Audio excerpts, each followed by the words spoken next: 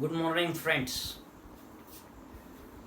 आज आपण BSc second इयरच्या लेक्चर 36 वर आहोत. Ordinary differential equation. आर्टिकल 55.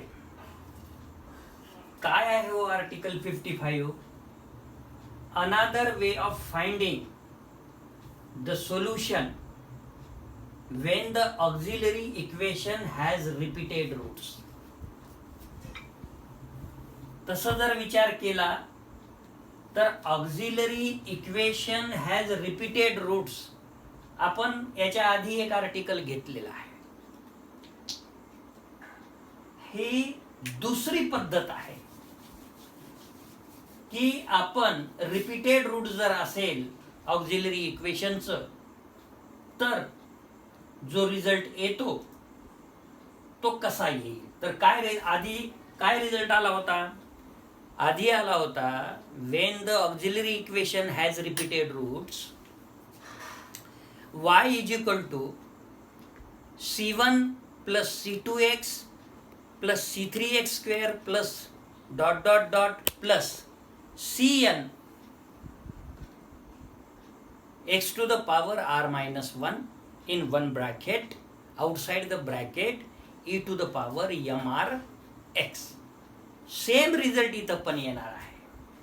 बघू मग काय होते. The equation dny upon dx raise to n plus p1 dn minus 1y upon dx raise to n minus 1 plus p2 dn minus 2y upon dx raise to n minus 2 plus dot dot dot plus pn y which is equal to 0.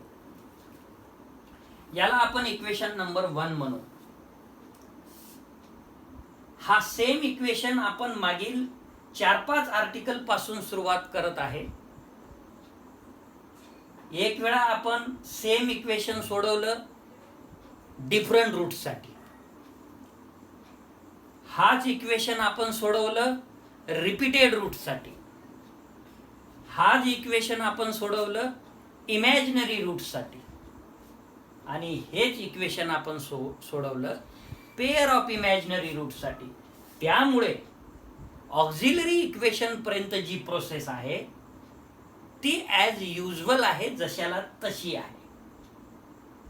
कुठपर्यंत? Equation number 2 पर्यंत. बघा बरं मग काय आहे ते. Where the coefficient p1 p2 up to pn are constants will first be treated. On the substitution of e to the power mx for y, जर y च्या ठिकाणी आपण e to the power mx ठेवलं इथे, इथे, इथे आणि इथे, तर काय होईल हो? इथं e to the power mx येऊन जाईल. आता एक वेळा जर डेरिव्हेटिव्ह काढलं तर e to the power mx into m येते. 2 वेळा जर डेरिव्हेटिव्ह काढलं तर पुन्हा e to the power mx into m येते. पहिलेचा m आणि दुसरा m म्हणजे m चा वर्ग e to the power mx. अशा तऱ्हेनं जर आपण n वेळा डिफरन्शिएट केलं तर m raise to n e to the power mx plus p1 m raised to n minus 1 e to the power mx plus p2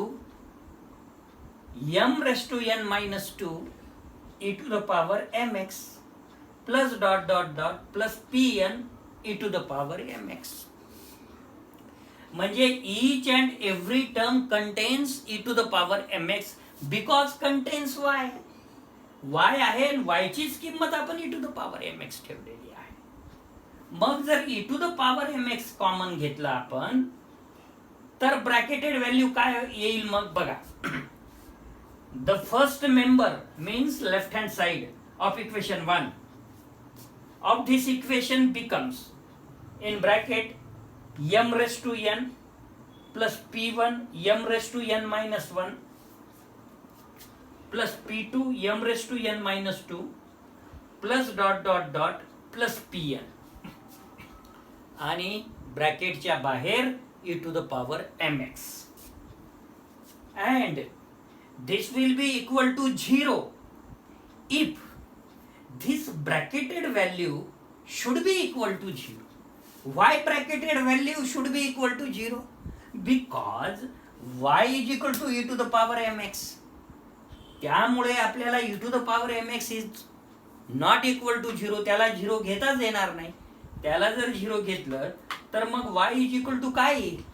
त्यामुळे this bracketed value m raised to n plus p1 m raised to n minus 1 plus p2 m raised to n minus 2 plus dot dot dot plus pn which is equal to 0, आणि याला equation number आपण 2 म्हणू. This may be called the auxiliary equation. म्हणजे याच्या आधीच्या 4 ते 5 article मध्ये ज्या वेळेस आपण auxiliary equation has different roots, त्याही आर्टिकल मध्ये आपण इथपर्यंत सेमच कॅल्क्युलेशन आहे. ऑक्झिलरी इक्वेशन हॅज रिपीटेड रूटच्या वेळेस सुद्धा सेमच कॅल्क्युलेशन आहे. ऑक्झिलरी इक्वेशन हॅज इमॅजिनरी रूट्सच्या वेळेस सुद्धा इथपर्यंत आपण सेमच कॅल्क्युलेशन करत आलेलो आहे, आणि पेअर ऑफ इमॅजिनरी रूट्सला सुद्धा इक्वेशन 2 म्हणजेच ऑक्झिलरी इक्वेशन पर्यंत आपण सेमच आलेलो आहे.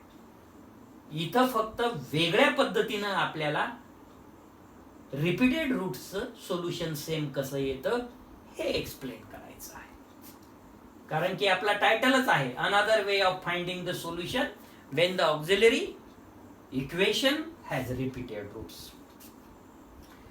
The form of the solution when the auxiliary equation 2 means this one has repeated roots can be found in another way, namely by employing the symbol D. According to previous article, the solutions corresponding to the two roots equal. Suppose m1 m2 of the equation d minus m1 d minus m2 up to d minus mn in one bracket, outside the bracket y which is equal to 0. जर असे n factors पडत असेल कुठल्या इक्वेशनचे, m raise to n plus p1 m raise to n minus 1 plus dot dot dot plus pn which is equal to 0, त्या इक्वेशनचे हे n factors पडलेले आहेत. आर द सोल्युशन ऑफ, याच्यामधले 2 फॅक्टर घेतले आपण, रिपीटेड असेल suppose 2 factors, m1 is equal to m2 जर असेल तर d minus m1 d minus m1 म्हणजे याचा वर्ग y which is equal to 0. On writing this in the form d minus m1 in bracket d minus m1 into y which is equal to 0. Putting v is equal to d minus m1 y, म्हणजे या ब्रॅकेटेड व्हॅल्यूच्या बदल्यात आपण जर v substitute केलं तर the above equation becomes d minus m1 into v which is equal to 0. आता हे इक्वेशन आहे first order ordinary differential equation in v dv upon dx minus m1v which is equal to 0. Hence the solution of which is v is equal to c1 e to the power m1x. हा जर कसा आला हे जर लक्षात आलं नसेल तर d मायनस m1 याचं ऑक्झिलरी इक्वेशन येईल capital M minus M1 is equal to 0, capital M is equal to M1. म्हणजे याला मिळेल तुम्हाला सिंगल रूट, म्हणून y is equal to C1 e to the power M1x. पण आपला इक्वेशन आहे v मध्ये, म्हणून v इज इक्वल टू येईल C1 e to the power M1x. अशा पद्धतीनं तो रिझल्ट आलेला आहे. पुढे आता v म्हणजे तुम्ही सबस्टिट्यूट काय केलं आहे हो, d minus M1 into y. Hence d minus M1 into y which is equal to C1 e to the power M1x. d म्हणजे d upon dx म्हणजेच dy by dx minus M1y which is equal to C1 e to the power M1x. आता हा equation कोणत्या टाईपचा आहे आठवत असेल तर सेम आर्टिकल आपण घेतलेला आहे. लिनियर इक्वेशन मध्ये dy by dx plus capital Py is equal to capital Q, where capital P and Q are functions of x or constants. मग त्याच्यामध्ये आपण काय केलं होतं आठवते का, त्याच्यामध्ये आपण इंटिग्रेटिंग फॅक्टर काढलं होतं. इंटिग्रेटिंग फॅक्टर काढल्यानंतर काय केलं होतं, त्याचं सोल्युशन काढत असताना फॉर्म्युला यूज कोणता केला होता, y into integrating factor which is equal to integral q into integrating factor dx plus constant of integration c. मग इथेच करायचं आहे आपल्याला, which is the linear equation of the first order. Linear equation असल्यामुळे integrating factor काढावं लागेल. Hence integrating factor is e to the power integral p dx.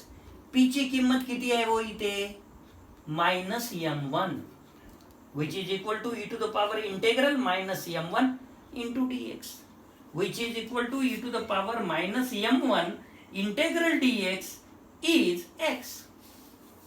म्हणजे तुमचा इंटिग्रेटिंग फॅक्टर आला e to the power minus M1 x. आता solution लिहिताना formula तर आता जस्ट सांगितला, the solution of which is y into integrating factor काय आहे e to the power minus M1 x. लिहिलं इथं, okay, is equal to integral q, q ची किंमत किती आहे C1 e to the power M1x. हे बघा लिहिलं, into integrating factor e to the power minus M1x dx आणि plus constant of integration C2. हे e to the power m plus मध्ये आहे M1x आणि मायनस M1x मायनस मध्ये आहे, त्याच्यामुळे हे झालं e टू द पॉवर 0 आणि इट इज 1. म्हणजे शिल्लक राहिलं C1 integral dx plus C2 बरोबर C1x प्लस C2. आता आपल्याला काय करावं लागेल, e to the power M1x नी एकतर मल्टिप्लाय करावं लागेल, नाहीतर e to the power minus M1x नी डिवाइड करावं लागेल, म्हणजे y ची व्हॅल्यू मिळेल. मग जे तुम्हाला सोपं जाते ते करा, multiply e to the power M1x करा, अन्यथा divide e to the power minus M1x करावं लागेल. तसं केल्यानंतर y इज इक्वल टू ब्रॅकेटमध्ये C1x प्लस C2 ब्रॅकेटच्या बाहेर e to the power M1x. Similarly the solutions corresponding to 3 equal roots m. याच्या आधी आपण 2 इक्वल रूट घेतले होते, आता 3 रूट जर इक्वल असेल तर are the solution of d minus M1 ब्रॅकेटचा cube y which is equal to 0, which may be written as d minus M1 1 factor in bracket d minus M1 square y which is equal to 0. अशा पद्धतीने आपल्याला ते लिहिता येईल. On putting v for d minus M1 square y, solving for v, आता हे आपण v साठी सोडू, and replacing the value of v as before there is obtained. याच्यावर जसं केलं तसंच आपल्याला इथं सुद्धा करायचं आहे. मग v ची व्हॅल्यू जर ही ठेवली आपण, तर या इक्वेशनला आपल्याला असं लिहिता येईल that is D minus m1 आणि ही व्हॅल्यू आहे v which is equal to 0. आता हा first order ordinary differential equation आलं. dv by dx minus m1v is equal to 0. The solution of which is v is equal to c1 e to the power m1x. But v is equal to what? d minus m1 square into y. Hence, d minus m1 square into y, which is equal to c1 e to the power m1x. आता याला split up करा. d minus m1 in bracket d minus m1 into y, which is equal to c1 e to the power m1x. आता this bracketed value substituted for w, putting w for this bracketed value d minus m1y and proceeding as before. आधी सारखंच आपल्याला run व्हायचं आहे. मग d minus m1 ब्रॅकेटच्या बाहेर w, which is equal to c1 e to the power m1x. That is dw upon dx minus m1w, which is equal to c1 e to the power m1x. पुन्हा काय झालं हो? पुन्हा ते linear इक्वेशनच्या form मध्ये आलं. dy by dx plus py is equal to q, which is linear equation of the first order. Hence integrating factor is e to the power integral p dx.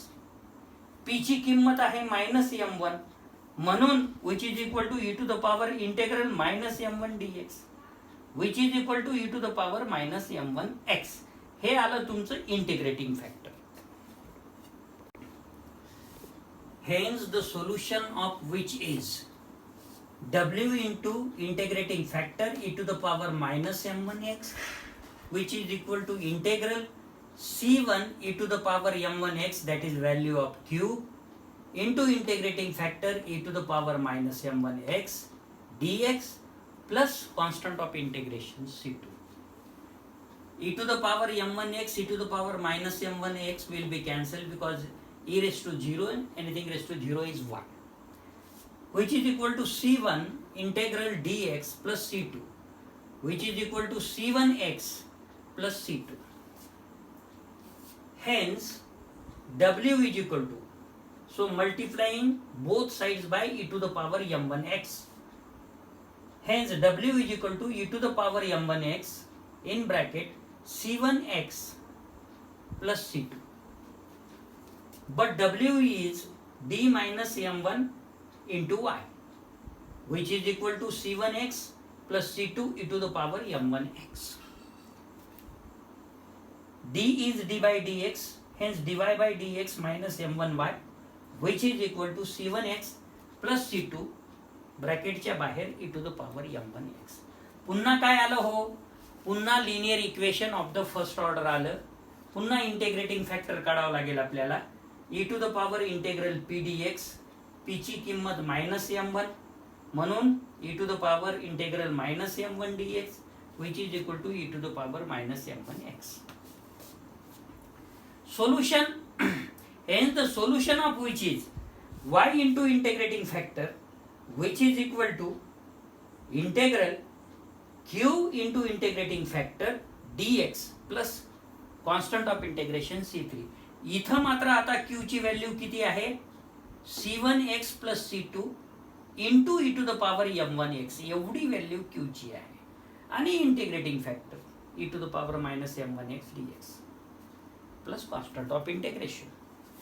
पुन्हा काय झालं? e to the power m1x, e to the power minus m1x will be cancelled.